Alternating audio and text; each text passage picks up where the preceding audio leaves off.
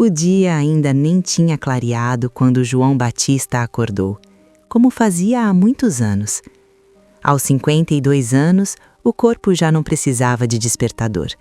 Era o costume de quem vive da terra, de quem aprendeu cedo que o sol dita o ritmo da vida. João morava sozinho numa casa simples de alvenaria nos fundos de uma antiga chácara, no interior de Minas Gerais. 2 cômodos, um fogão a lenha, uma mesa de madeira já gasta pelo tempo e poucas lembranças espalhadas pelas paredes. Nada ali era novo, mas tudo tinha história. E para ele, isso bastava. Vivendo de pequenos serviços, João era conhecido na região como um homem correto e silencioso. Consertava cercas, limpava pastos, cuidava de quintais e fazia reparos em propriedades vizinhas. Nunca foi de conversa longa, nem de reclamar da vida. Ganhava o suficiente para viver com dignidade e dormia todas as noites com a consciência tranquila. Naquela manhã de outono, ele preparou o café forte, comeu pão com manteiga e saiu em sua caminhonete antiga, seguindo pela estrada de terra que cortava a zona rural. O cheiro de terra molhada ainda pairava no ar, misturado ao canto distante dos pássaros. Era um dia como qualquer outro, ou pelo menos parecia. No caminho, João passou em frente à antiga fazenda Boa Esperança, uma propriedade grande que já fora próspera, mas estava abandonada havia anos. Desde a morte do antigo dono, seu Antônio Nogueira, ninguém mais cuidara do lugar. O casarão resistia ao tempo, cercado pelo mato alto e pelo silêncio. Mas algo estava diferente. O portão, que sempre ficava fechado, estava entreaberto. João diminuiu a velocidade. Viu marcas recentes no chão, capim amassado, sinais claros de que alguém tinha entrado ali. Sentiu um aperto no peito. Seu Antônio havia sido um homem justo, daqueles que valorizavam trabalho e palavra. Já tinha ajudado João em tempos difíceis, oferecendo serviço quando ele mais precisou. Por respeito e também por um pressentimento difícil de explicar, João decidiu verificar. Estacionou a caminhonete e empurrou o portão enferrujado. O rangido ecoou pelo terreno vazio, quebrando o silêncio da manhã. Ele entrou com cuidado, seguindo pela trilha quase apagada que levava ao casarão. A casa estava mais deteriorada do que ele lembrava. Tábuas soltas, telhado com marcas de infiltração, janelas fechadas à força do tempo. Quando se aproximava da varanda, ouviu um som baixo, fraco, quase um lamento. João parou imediatamente. Prestou atenção. O som se repetiu. Era uma voz humana, uma voz feminina, pedindo ajuda. Sem pensar 2 vezes, subiu os degraus com cuidado e empurrou a porta entreaberta. Lá dentro, a luz entrava fraca pelas frestas. Quando seus olhos se acostumaram à penumbra, ele a viu. Uma mulher estava sentada no chão, encostada na parede da antiga sala. Parecia ter pouco mais de 40 anos. O rosto estava pálido, o cabelo preso de qualquer jeito. Ela segurava o tornozelo com as 2 mãos, o rosto contraído de dor.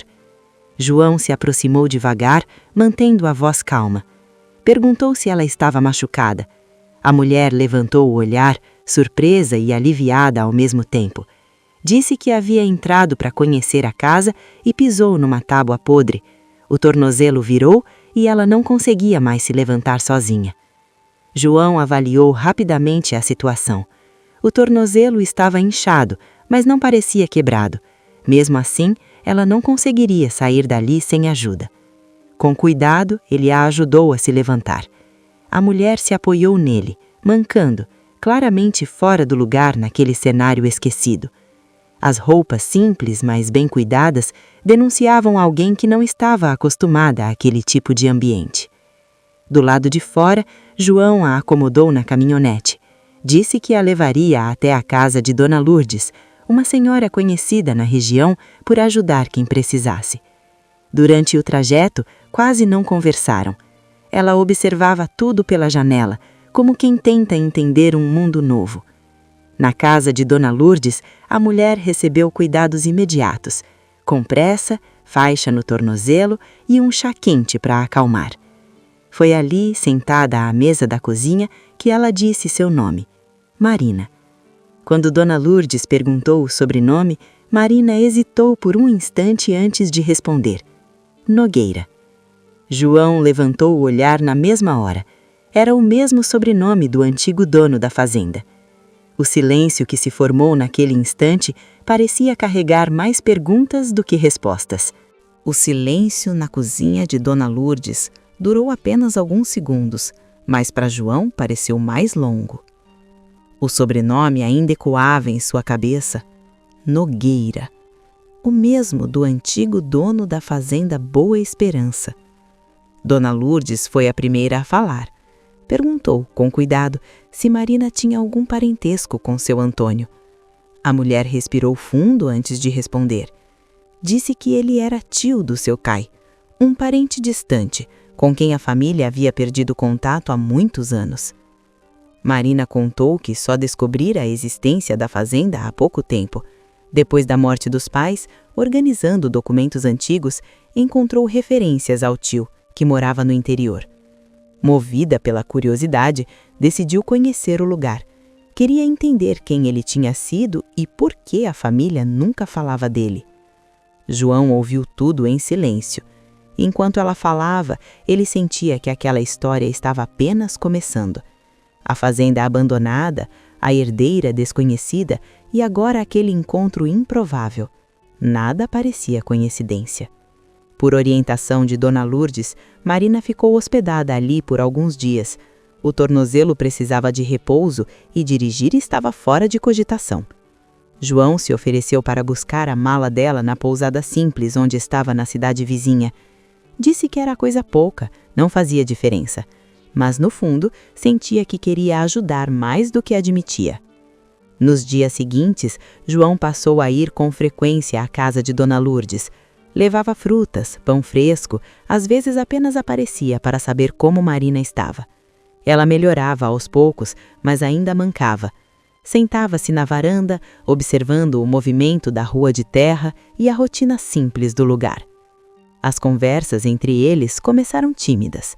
Marina fazia perguntas sobre a região, sobre a fazenda, sobre o homem que João havia conhecido. Ele respondia com poucas palavras, mas sempre sinceras. Contava que seu Antônio era reservado, trabalhador e que tratava a terra como algo sagrado. Marina ouvia tudo com atenção. Havia nos olhos dela uma mistura de curiosidade e culpa. Culpa por nunca ter procurado aquele parente em vida. Culpa por agora herdar algo que não ajudou a construir. Com o passar dos dias, a relação entre eles foi mudando. João, que sempre fora fechado, começou a se soltar. Marina falava da vida na cidade, do trabalho, do cansaço que sentia mesmo tendo tudo à mão.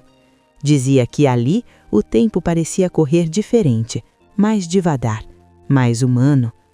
Quando o tornozelo melhorou, Marina pediu para voltar à fazenda. Queria ver o lugar com calma, sem pressa, entendendo cada detalhe. João concordou em acompanhá-la. Achava perigoso deixá-la sozinha naquele estado. Ao chegar, Marina caminhou devagar pelo terreno, apoiando-se nele. Observava o casarão com olhos atentos, imaginando como tudo tinha sido no passado. João mostrava os problemas, mas também os pontos fortes. Falava da madeira boa, da terra fértil, do potencial escondido sobre o abandono. Foi ali que Marina fez o primeiro pedido inesperado. Perguntou se João aceitaria ajudá-la a recuperar a fazenda. Não sabia ainda o que faria com o lugar, mas sentia que precisava cuidar dele. João hesitou. Nunca administrara nada, sempre trabalhou para os outros. Mesmo assim, algo dentro dele dizia que aquela proposta era mais do que trabalho. Era uma chance de fazer parte de algo maior. Ele aceitou ajudar, sem promessas, apenas com honestidade. Os dias se transformaram em semanas. Trabalharam lado a lado, limpando, consertando, planejando. A fazenda começou a ganhar vida novamente, e junto com ela, crescia uma conexão silenciosa entre os dois. Mas nem todos viam aquilo com bons olhos. Um homem da cidade, chamado Renato Albuquerque, apareceu com propostas insistentes para comprar a terra. Falava em dinheiro, em facilidade, em lucro rápido. Marina recusou todas. Renato não gostou da resposta. O olhar dele carregava algo frio, calculista. Antes de ir embora, deixou um aviso velado. Disse que aquela fazenda tinha problemas antigos, dívidas escondidas. Naquela noite, Marina quase não dormiu, e João percebeu que a tranquilidade que começavam a construir estava ameaçada. A ameaça lançada por Renato não demorou a ganhar forma. Na semana seguinte, Marina recebeu uma notificação inesperada. Um documento afirmava que a Fazenda Boa Esperança estava vinculada a uma dívida antiga, deixada pelo antigo dono. O valor era alto demais para alguém que acabara de investir tudo na recuperação do lugar. Marina sentiu o chão sumir sob os pés. Mostrou os papéis a João com as mãos trêmulas.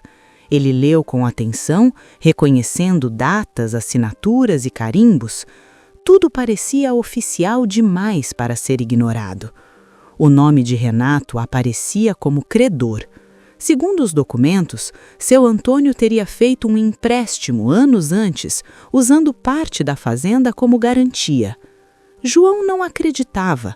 Conhecera aquele homem por anos e nunca ouvira falar de dívidas. Mas acreditar não bastava. Os papéis existiam. Marina procurou um advogado na cidade. Ouviu em silêncio que seria difícil contestar sem provas concretas. Enquanto isso, Renato espalhava sua versão da história. Dizia que Marina era irresponsável, que não tinha condições de manter a propriedade, que a venda seria a melhor saída. A pressão aumentava a cada dia. Alguns vizinhos passaram a olhar torto, outros evitavam conversa. O medo se instalou onde antes havia esperança. Como se não bastasse, numa madrugada silenciosa, João foi até a fazenda verificar uma cerca. De longe, viu um clarão. O antigo balpão de madeira estava em chamas. O fogo consumia tudo rápido demais. João tentou conter as chamas, mas era inútil. Quando os bombeiros chegaram, já não restava nada além de cinzas. A conclusão foi direta: incêndio criminoso. Marina chegou logo depois, em choque. Abraçou João com força, tremendo. Era mais do que um ataque à fazenda, era um aviso. No dia seguinte, Renato apareceu acompanhado de um oficial. Apresentou uma ordem provisória que obrigava Marina a se afastar da propriedade por alguns dias, sob suspeita de irregularidades. Ela não discutiu. Estava cansada, ferida por dentro. De volta à pousada, Marina desabou. Disse a João que talvez fosse melhor desistir, vender a fazenda, aceitar a perda e ir embora. Disse que aquela luta estava grande demais. João ouviu tudo em silêncio. Depois, falou com firmeza. Disse que não acreditava naquela dívida. Disse que não abandonaria a fazenda e disse que não abandonaria ela. Mesmo assim, o medo era maior do que qualquer promessa. Marina sentia que estava prestes a perder tudo: a terra, o projeto e talvez o homem que aprendera a admirar. No terceiro dia de afastamento, João voltou sozinho à fazenda. Caminhava entre os restos do galpão queimado quando percebeu algo estranho: uma tábua solta no chão da antiga despensa. Ao removê-la, encontrou um compartimento escondido. Dentro havia um caderno velho protegido por plástico, um diário. Era de seu Antônio. João folheou com cuidado até encontrar as últimas páginas. Ali, o antigo dono deixava registrado que nunca fizera dívida alguma. Falava de um homem insistente que tentara enganá-lo, falava de documentos falsos e deixava claro que tudo aquilo era uma armação. João sentiu o coração disparar. Segurava nas mãos a prova que poderia mudar tudo. Sem perder tempo, fechou o caderno e seguiu para encontrar Marina. João chegou à pousada no fim da tarde, sem fôlego, segurando o caderno contra o peito. Quando Marina abriu a porta e o viu naquele estado, sentiu que algo importante havia acontecido. Ele não disse nada de imediato. Sentou-se, abriu o diário e começou a ler em voz alta. As palavras de seu Antônio enchiam o quarto de verdade e emoção. Ali estava escrito que nunca houvera dívida alguma, que Renato tentara forçá-lo a assinar documentos falsos, que temia que após sua morte alguém tentasse roubar a fazenda e que deixava aquele registro para proteger quem herdasse a terra. Marina chorava em silêncio, não apenas de alívio, mas de emoção. Era a primeira vez que conhecia de verdade aquele parente esquecido. Um homem simples, honesto, que pensara nela mesmo sem conviver. No dia seguinte, levaram o diário ao advogado. Com aquela prova, o processo mudou completamente. Uma perícia confirmou que os documentos apresentados por Renato eram falsos. Dias depois, ele foi denunciado por fraude e incêndio criminoso. A ordem de afastamento foi cancelada. Marina pôde voltar para a fazenda. Quando entrou novamente no casarão, sentiu que aquele lugar já não era apenas uma herança, era um lar. Com o tempo, a verdade se espalhou. As pessoas que haviam duvidado voltaram, pediram desculpas, ofereceram ajuda. A fazenda retomou a recuperação. João passou a administrar o trabalho com firmeza e respeito. Marina aprendeu a dividir responsabilidades, a confiar, a desacelerar. Entre eles, o sentimento cresceu de forma simples e profunda, sem promessas exageradas, sem pressa, apenas presença. Meses depois, a fazenda Boa Esperança estava viva outra vez. Terra produzindo, gente trabalhando, histórias sendo construídas. Sentados na varanda ao entardecer, Marina perguntou a João se ele se arrependia de tudo que enfrentaram. Ele respondeu que não. Disse que algumas perdas só acontecem para abrir espaço para o que realmente importa. Marina sorriu. Disse que passou a vida procurando um lugar onde pertencer e que encontrou ali, na terra e ao lado dele. Essa história mostra que recomeços não têm idade, que a verdade sempre encontra um caminho e que o amor, quando nasce da honestidade, cria raízes profundas.